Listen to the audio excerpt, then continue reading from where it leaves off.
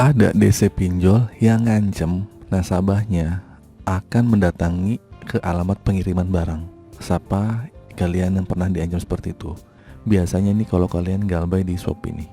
Mau tahu bagaimana cara menghadapinya? Simak video ini sampai habis.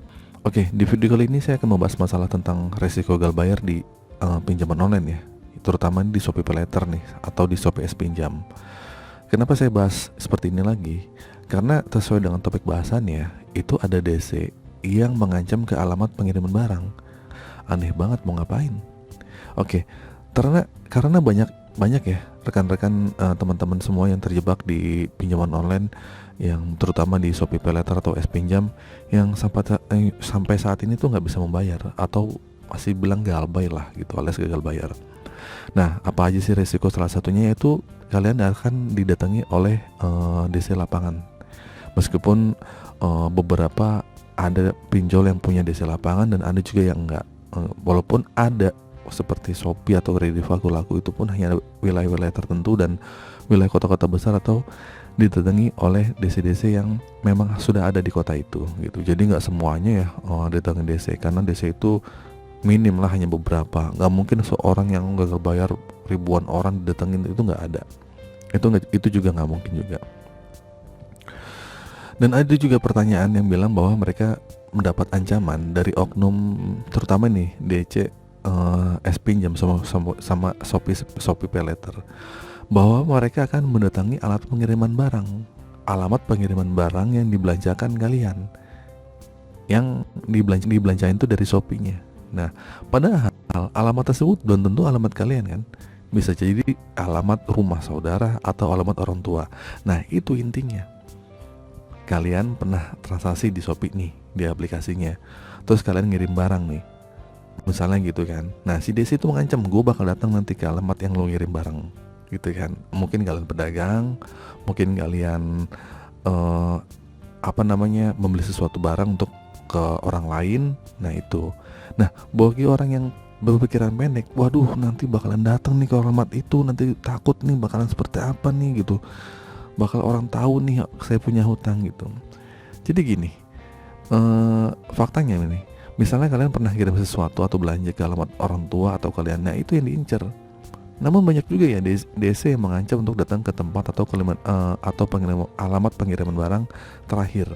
Nah ini akan membuat panik dan takut bagi para debitur yang telat bayar. Nah ini sangat menakutkan nih bagi sebagian orang. Nah buat kalian yang sudah tahu hukumnya, mungkin kalian bisa cuek ya, biasa aja, nggak peduli jika hal ini terjadi. DC mendatangi sampai ke alamat orang lain. Nah, jadi gini, selain alamat yang kalian daftarkan atau alamat kalian sendiri, mereka bisa dikenakan sanksi. Itu nggak boleh DC nagih ke alamat yang bukan sesuai dengan yang kalian cantumkan. Misalnya DC nagih ke tetangga, misalnya DC nagih ke orang lain, itu nggak boleh, ada peraturannya. Nah, buat kalian yang sudah tahu hukum itu mungkin cuek, tapi yang masih awal-awal nih, yang masih newbie gagal bayar, pusing. Jadi gitu ya, DC itu nggak boleh, DC lapangan tuh nggak boleh menagih selain alamat yang kita cantumkan, atau menagih bukan ke alamat rumah kita. Nah, atau alamat yang domisili kalian. Dan akhir-akhir ini banyak sekali beredar di sosial media bahwa penagihan DC yang di luar Shopee juga banyak menghubungi ke kontak-kontak yang di luar darurat, kontak-kontak darurat atau yang dicantumkan kita. Nah, yang dimana ini OJK sendiri melarang keras nih DC pinjol yang menghubungi kepada orang-orang yang tidak daftarkan sebagai kontak darurat. Dan fungsi darurat pun sebenarnya hanyalah untuk memastikan, untuk mengetahui bahwa untuk menanyakan posisi kalian di mana. Dan itu pun kalian susah untuk dihubungi, bukan untuk menagih kalian ke pemilik kontak darurat. Apalagi kontak-kontak yang lain seperti nomor yang pernah kalian isikan pulsa di Shopee, nomor kontak pengiriman barang, itu nggak boleh sebenarnya. Dan juga beberapa kontak yang di ponsel kalian. Dan ada juga DC yang boleh, dan DC hanya boleh menagih ke orang-orang yang bersangkutan aja. Nah, jika terjadi seperti ini, DC menagih ke nomor kontak selain kontak nasabah, apalagi sampai menghubungi di luar nomor kontak darurat, sebaiknya tidak usah dibalas. Sebaiknya abaikan saja dan blokir aja, jangan takut. Intinya kalian tetap tenang, jangan panik, karena sudah banyak yang menggunakan pinjol mengalami gagal bayar. Oke? Jadi bukan kalian aja, mungkin bahkan mungkin ratusan orang, ribuan orang, bahkan jutaan orang di Indonesia yang gagal bayar. Jadi kalian gak sendiri, meskipun beredar kabar di saat ini ya, mungkin seperti Akulaku, Kredivo, Shopee Paylater katanya sudah mulai ada DC lapangan dan banyak dan merata gitu. Ya emang iya, cuman kan semerata apa sih, nasib-nasiban aja kalau misalnya kita didatangi. Cuman saat ini ketika video ini dibuat, hanya ada beberapa kota-kota besar aja yang mungkin masih jarang sekali nasabah gagal bayar yang didatangi oleh DC lapangan.